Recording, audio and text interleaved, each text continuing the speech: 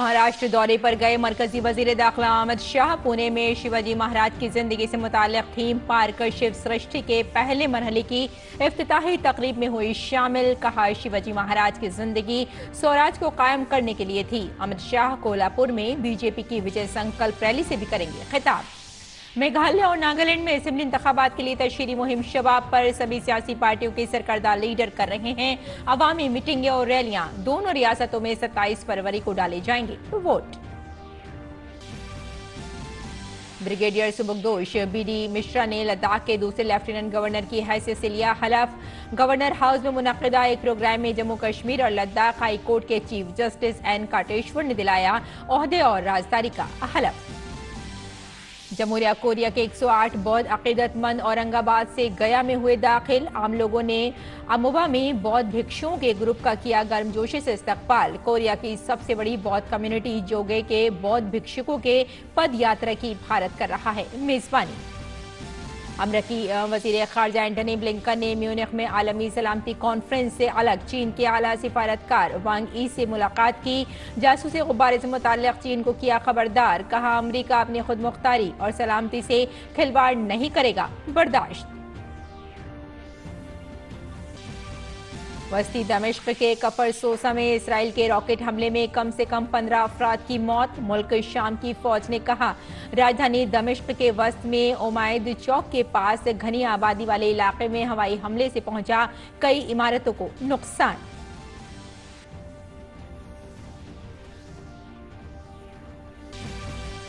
दिल्ली में खेले गए दूसरे टेस्ट मैच में भारत ने ऑस्ट्रेलिया को 6 विकेट से दी शिकस्त। जीत के लिए मिले 115 रन के हदफ को 4 विकेट के नुकसान पर किया हासिल। 4 मैचों की सीरीज में भारत ने 2-0 से हासिल की सबकत।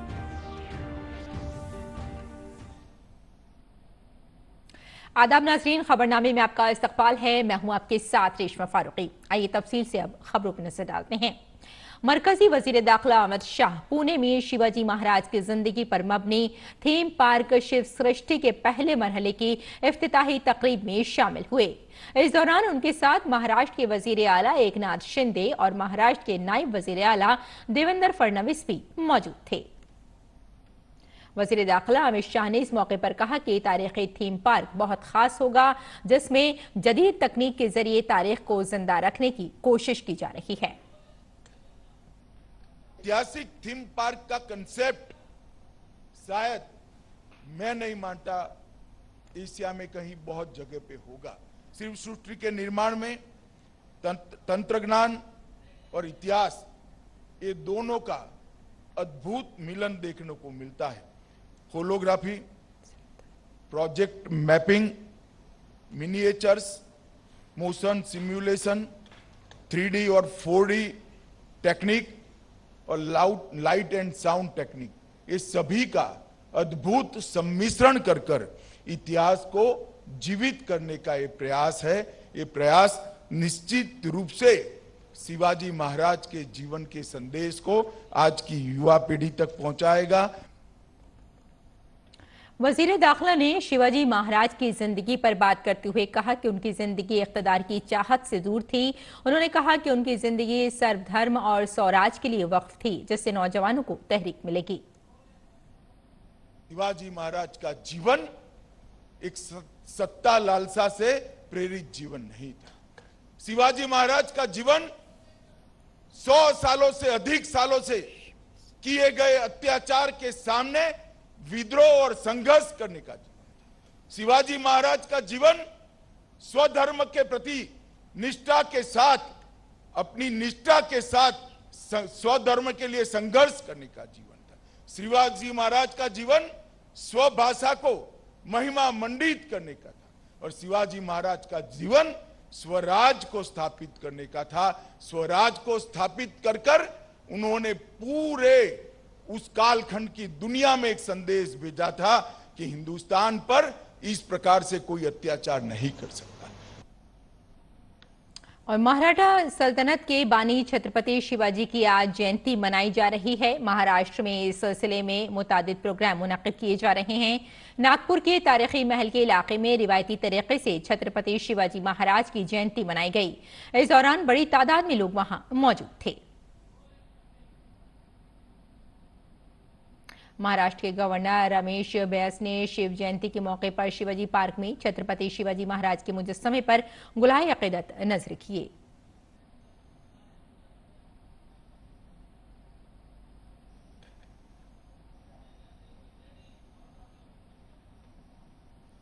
इस दौरान महाराष्ट्र के वजीर आला एकनाथ शिंदे और महाराष्ट्र के नायब वजीर आला देवेंद्र फडणवीस पुणे के शिवनेरी किले में मुनक्किद शिव जयंती तकरीब में शामिल हुए।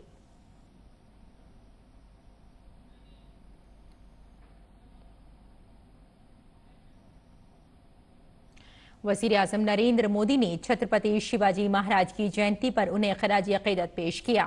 ट्वीट करके वजीर आजम नरेंद्र मोदी ने कहा कि मैं छत्रपति शिवाजी महाराज की जयंती पर उन्हें सद सलाम करता हूं। उनकी हिम्मत और बेहतरीन हुक्मरानी पर जोर हमें तहरीक देता है।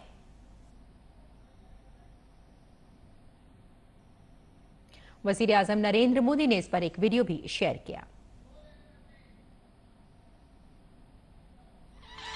छत्रपति शिवाजी महाराज का व्यक्तित्व बहुआयामी था।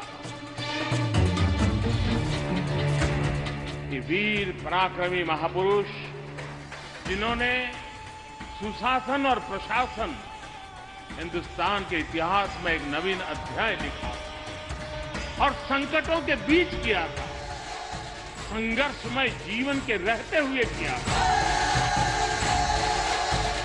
शिवाजी महाराज ने राष्ट्र रक्षा के लिए सशक्त सेना को प्राथमिकता दी। उस काल में भी उन्होंने एक सशक्त नौसेना का निर्माण किया। पानी के बिना तरसते हुए इलाकों को पानी कैसे पहुंचाया जा सकता है, अगर उसका उत्तम से उत्तम ज्ञान प्राप्त करना है तो छत्रपति शिवाजी महाराज ने पानी के लिए जो पूरी व्यवस्थाएं खड़ी की थी वो आज भी किसी को भी प्रेरणा दे सकती है। छत्रपति शिवाजी महाराज यानी घोड़ा तलवार युद्ध लड़ाई विजय यहां तक सीमित नहीं है। वे पराक्रमी थे, वीर थे, पुरुषार्थी थे, हम सबकी प्रेरणा है।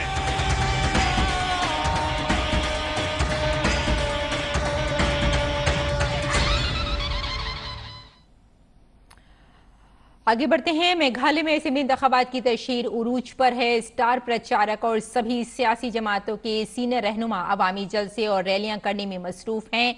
असल मुकाबला गारो हिल्स में जारी है। यहां 24 सीटें दांव पर हैं और यहीं से वजीर आला कॉनराड संगमा भी इंतखाब लड़ रहे हैं।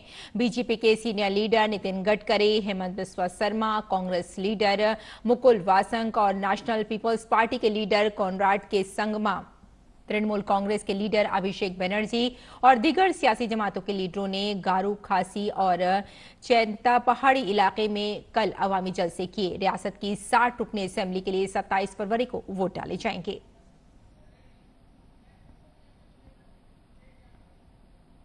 मेघालय में असेंबली इंतखाबात के पेश नजर बीएसएफ ने बांग्लादेश के साथ बैनुल-अक़वामी सरहद पर चौकसी बढ़ा दी है। डीडी न्यूज के नुमाइंदे विशाल बैरिस्टो ने डीआईजी तोरा के साथ कालीपारा बॉर्डर आउटपोस्ट का जायजा लिया। देखिए बांग्लादेश बॉर्डर से हमारी खुसूसी रिपोर्ट। मैं इस वक्त भारत बांग्लादेश अंतर्राष्ट्रीय सीमा पर खड़ा हूं और मेरे ठीक पीछे है ये जीरो लाइन जो दोनों देशों को विभाजित करती है और पीछे है बांग्लादेश।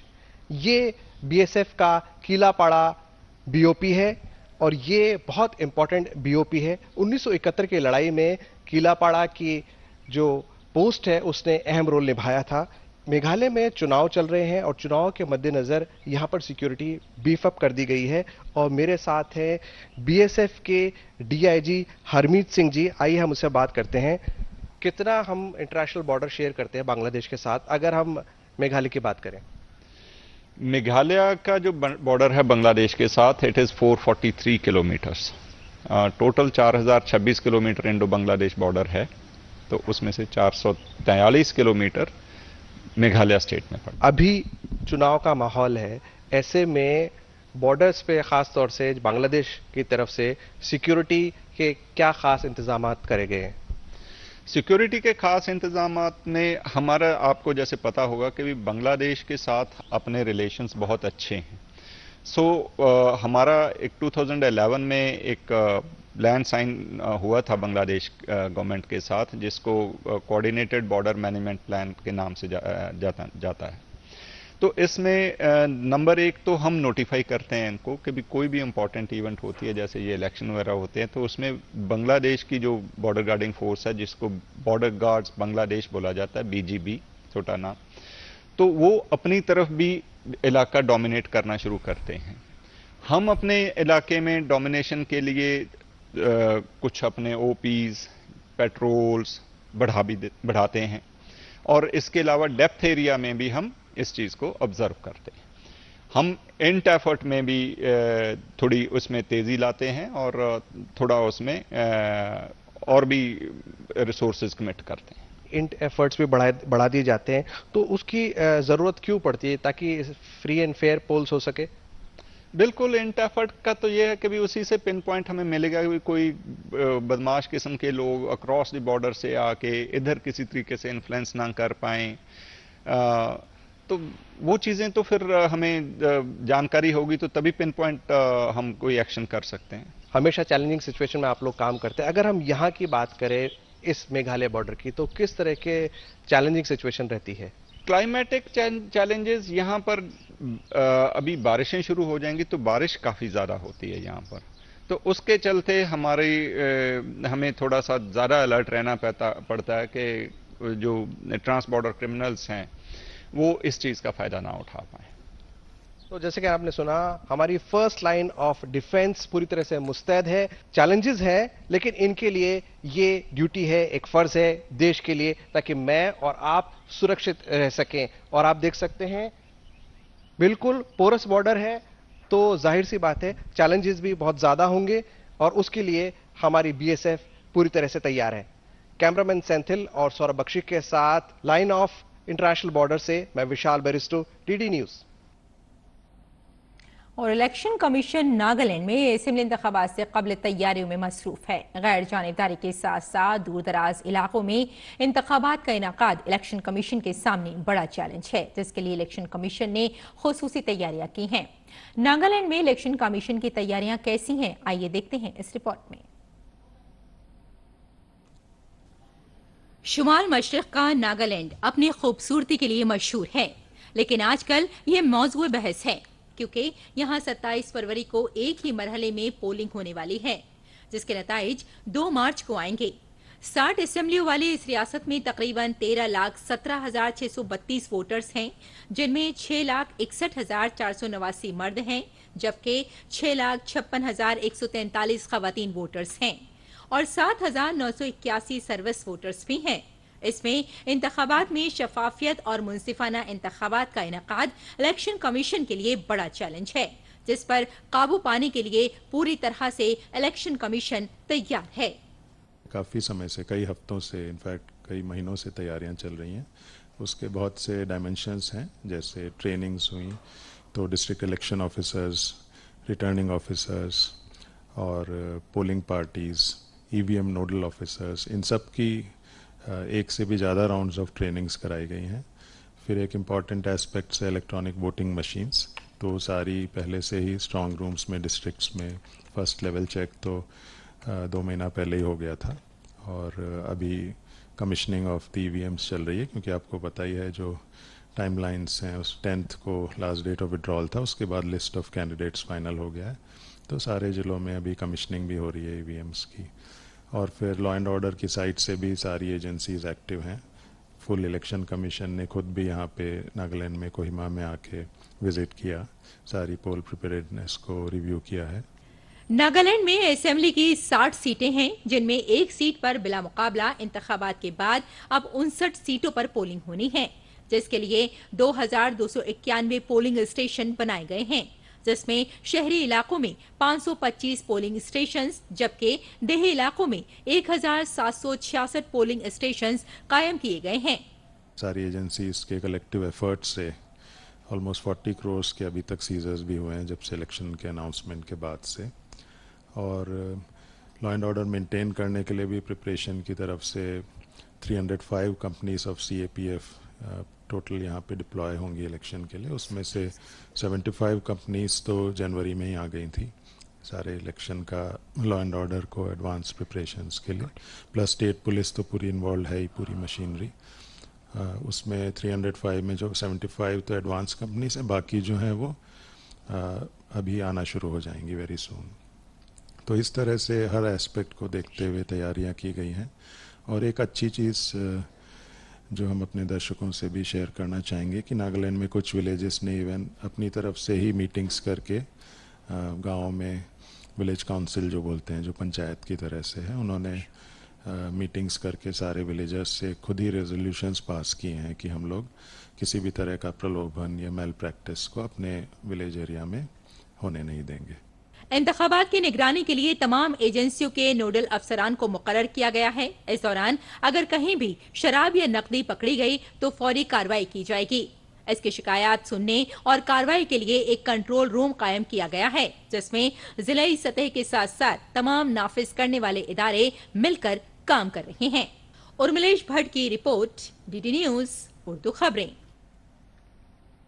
और रिटायर्ड ब्रिगेडियर BD मिश्रा ने आज सुबह मरकज के जेर इंतजाम इलाका लद्दाख के लेफ्टिनेंट गवर्नर के तौर पर हलफ लिया। जम्मू कश्मीर और लद्दाख हाई कोर्ट के chief justice N Koteshwar Singh ने राजभवन में अरुणाचल प्रदेश के साबिक गवर्नर को हलफ दिलाया। सदर द्रौपदी मुर्मू ने 12 फरवरी को राधाकृष्णन माथुर का इस्तीफा कबूल करने के बाद BD मिश्रा को लद्दाख का लेफ्टिनेंट गवर्नर मुकर्रर किया गया था। और कोरिया जमहूरिया के 108 बौद्ध भिक्षुओं की टीम औरंगाबाद से गया जिला में दाखिल हो गई है। जिला इंतजामिया और आम लोगों ने अमवा में टीम के अरकान का पुरतपाक खैर मकदम किया। टीम के अरकान 23 फरवरी तक जिले के मुख्तलिफ इलाकों का दौरा करेंगे। ख्याल रहे कि कोरिया जमहूरिया की सबसे बड़ी बौद्ध बिरादरी जोगिए के बौद्ध भिक्षुओं के पैदल सफर की भारत मेजबानी कर रहा है। सांगो सोसाइटी की जानिब से मुनाकिद ये पैदल सफर 9 फरवरी को उत्तर प्रदेश के सारनाथ से शुरू हुआ है, जो बिहार होते हुए नेपाल के लंबिनी में खत्म होगा। भारत और कोरिया जमहूरिया के ताल्लुकात की मिठास और दुनिया में महात्मा बौद्ध और अमन का पैगाम आम करने के ताल्लुक से ये पैदल यात्रा मुनक्किद की गई है। ज़राअत और किसानों की बहबूद के मरकजी वजीर नरेंद्र सिंह तोमर ने इतवार को जयपुर के चौधरी चरण Singh national agricultural marketing institute के चौथे कन्वोकेशन की तकरीब और इंक्यूबेशन सेंटर के इफ्तिताही प्रोग्राम में शिरकत की। इस मौके पर तोमर ने कहा कि आज मुझे नयाम इंस्टीट्यूट में आकर फख्र महसूस हो रहा है। कन्वोकेशन की तकरीब तलबा के लिए बहुत अहम है। तोमर ने तमाम डिग्री हासिल करने वाले तलबा के तय नेक ख्वाहिशात का इजहार किया। तोमर ने कहा कि भारत एक ज़रई मुल्क है और इस शोबे में रोजगार के बेशुमार इम्कानात हैं। नियाम एक ऐसा संस्थान है जो शिक्षा भी देता है, जो रोजगार भी देता है और शिक्षा की गुणवत्ता की दृष्टि से दुनिया के मानचित्र पर जितने इंस्टीट्यूट हैं, अगर रैंकिंग होगी तो नियाम का भी नंबर उस क्रम में आएगा। मैं इस मौके पर भारत सरकार की ओर से, प्रधानमंत्री नरेंद्र मोदी जी की ओर से उन्हें हृदय से बहुत बहुत बधाई देता हूं और उज्जवल भविष्य के लिए बहुत बहुत शुभकामनाएं देता हूं। मध्य प्रदेश के वजीर आला शिवराज सिंह चौहान ने फितरत की खिदमत के आज़म के 2 साल मुकम्मल होने पर मुनक़िद शजरकारी प्रोग्राम में कहा कि जमीन को ग्लोबल वार्मिंग और मौसमियाती तब्दीलियों से बचाने के लिए शजरकारी करना जरूरी है। दरख्त लगाने के लिए अवाम को तकरीर से नहीं बल्कि तर्ज अमल से काम राग़िब करना होगा। धरती को अगर बचाना है ग्लोबल वार्मिंग से, क्लाइमेट चेंज के खतरे से, तो हमको वृक्षारोपण का महाअभियान चलाना पड़ेगा। बाकी उपाय भी करने पड़ेंगे, लेकिन एक काम है वृक्ष लगाना। हम भाषण दें पेड़ लगाओ पेड़ लगाओ और खुद ना लगाएं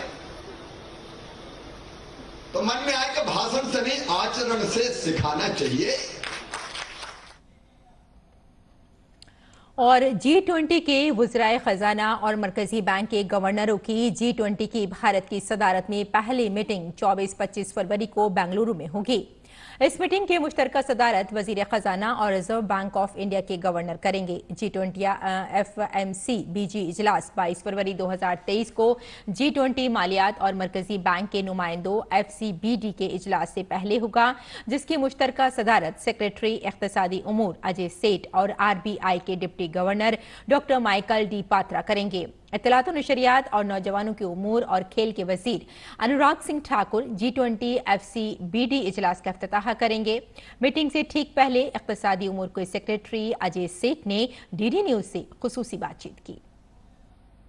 G20 भारत की अध्यक्षता के अंतर्गत G20 वित्त मंत्रियों और केंद्रीय बैंक के गवर्नरों FMCBG की पहली बैठक दिनांक 24 और 25 फरवरी 2023 को बेंगलुरु कर्नाटका में आयोजित की जाएगी। भारत के माननीय वित्त मंत्री और भारतीय रिजर्व बैंक के गवर्नर संयुक्त रूप से इस बैठक की अध्यक्षता करेंगे। G20 FMCBG की बैठक से पहले दिनांक 22 फरवरी को G20 वित्त और केंद्रीय बैंक के प्रतिनिधियों FCBD की बैठक आयोजित की जाएगी, जिसकी सह अध्यक्षता सचिव आर्थिक कार्य भारत सरकार और उप गवर्नर RBI द्वारा की जाएगी। श्री अनुराग ठाकुर माननीय सूचना एवं प्रसारण तथा युवा मामले और खेल मंत्री भारत सरकार G20 FCBD की बैठक का उद्घाटन करेंगे। बॉर्डर सिक्योरिटी फोर्स ने पंजाब के गुरदासपुर में पाक भारत सरहद के करीब से एक ड्रोन बरामद किया है। अब तक मौसूल होने वाली मालूमात के मुताबिक ड्रोन के साथ एक ममनुआ चीज भी मिली है, जिसके हेरोइन होने का शुबा है। दुनिया की सबसे लंबे नदी क्रूज MV गंगा विलास से आने वाले सयाहों ने आज आसाम के ग्वालपाड़ा जिले में श्री सूर्या पहाड़ को देखा। ये पहाड़ हिंदू, बौद्ध मत और जैन देवताओं की मिट्टी और पत्थर के मुजस्समों के लिए मशहूर है। ये कौमी अहमियत का एक सियाहती मुकाम है, जिसे आर्कियोलॉजिकल सर्वे ऑफ इंडिया ने महफूज किया हुआ है।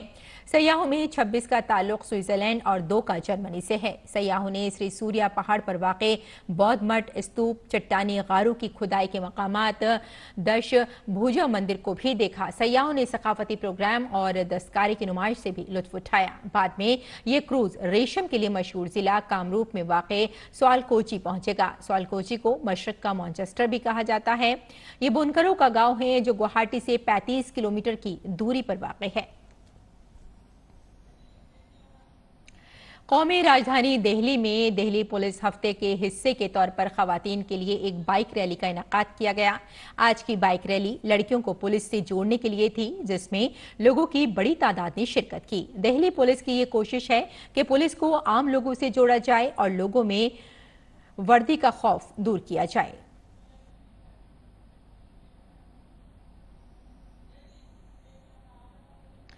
और आगे बढ़ते हैं। प्रधानमंत्री मुद्रा योजना से मुतालिक एक बेबुनियाद खबर सोशल मीडिया पर फैलाई जा रही है, जिसमें यह दावा किया गया है कि प्रधानमंत्री मुद्रा योजना के तहत कर्ज तहफ़्फ़ुज़ इंश्योरेंस फीस के तौर पर 2000 लाख रुपए का कर्ज, रुपए की अदायगी पर 1 लाख रुपए का कर्ज मिलेगा।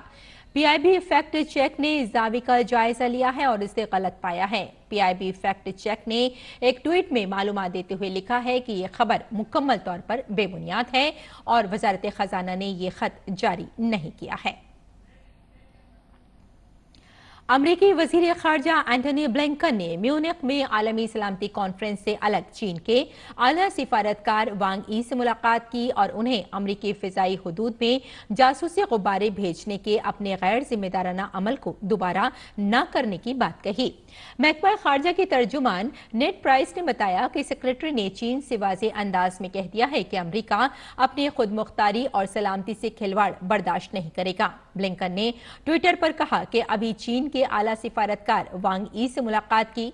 मैंने चीनी निगरानी गुब्बारे की अमरीकी हुदूद में आने की मजम्मत की और जोर देकर कहा कि ऐसा फिर कभी नहीं होना चाहिए। मैंने चीन की तरफ से रूस को इमदादी सामान फराहम करने के खिलाफ खबरदार किया है। आज सुबह शाम के वस्ती दमिश्क के कफरे सोसा महल्ले में एक इमारत पर इस्राएली रॉकेट हमले में कम से कम 5 अफराद हलाक हो गए। शामी फौज के मुताबिक फिजाई हमलों से दारुल हुकूमत के वस्त में वाक़े अमियाद चौक के करीब गुंजान आबादी वाले इलाके में कई इमारतों को नुकसान पहुंचा। ऐनी शाहिदीन के मुताबिक हमला ईरानी तंसीबात के पास एक बड़े सिक्योरिटी कंपाउंड के करीब किया गया।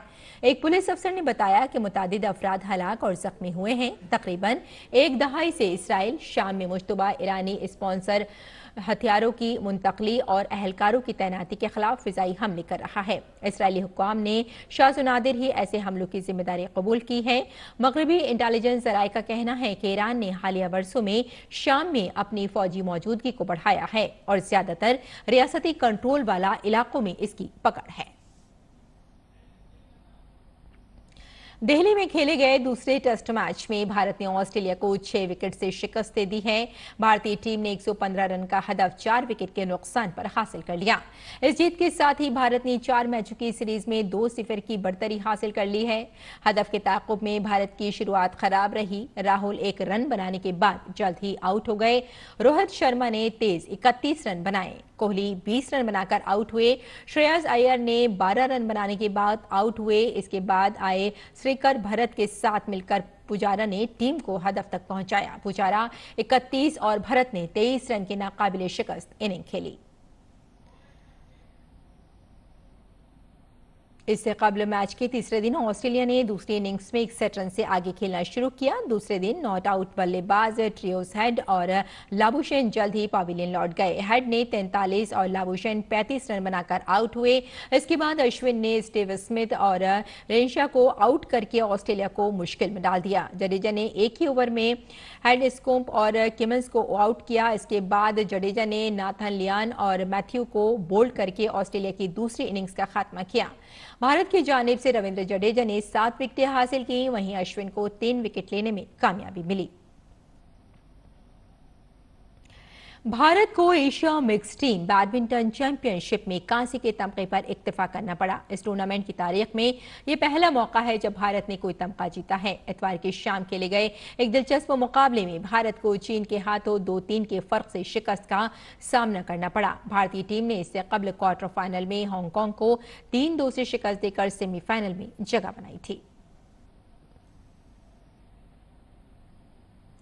और आईसीसी खवातीन टी20 वर्ल्ड कप में आज पाकिस्तान और वेस्टइंडीज आमने सामने होंगे। दूसरे मैच में न्यूजीलैंड और श्रीलंका आमने सामने होंगे। कल इंग्लैंड ने भारत को 11 रन से शिकस्त दी। भारतीय कप्तान हरमनप्रीत कौर ने टॉस जीतकर पहले गेंदबाजी का फैसला किया था। इंग्लैंड ने 20 ओवर में 7 विकेटों के नुकसान पर 151 रन बनाए। जवाब में टीम इंडिया 20 ओवर में 5 विकेट पर 140 रन पर ही बना सकी। काबिल जिक्र है कि इस टूर्नामेंट में टीम इंडिया की ये पहली शिकस्त है। भारत की जानिब से सलामी बल्लेबाज स्मृति मंधाना ने 52 रन बनाए। हालांकि उनके बनाए हुए रन टीम के लिए काम नहीं कर सके।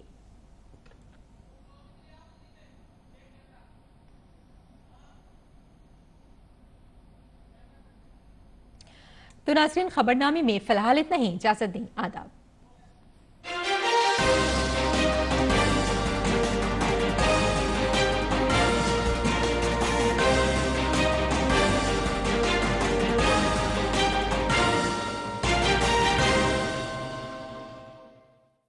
प्रोफाइल्स देखो फिर मिलो, टू मच टेंशन। आ गया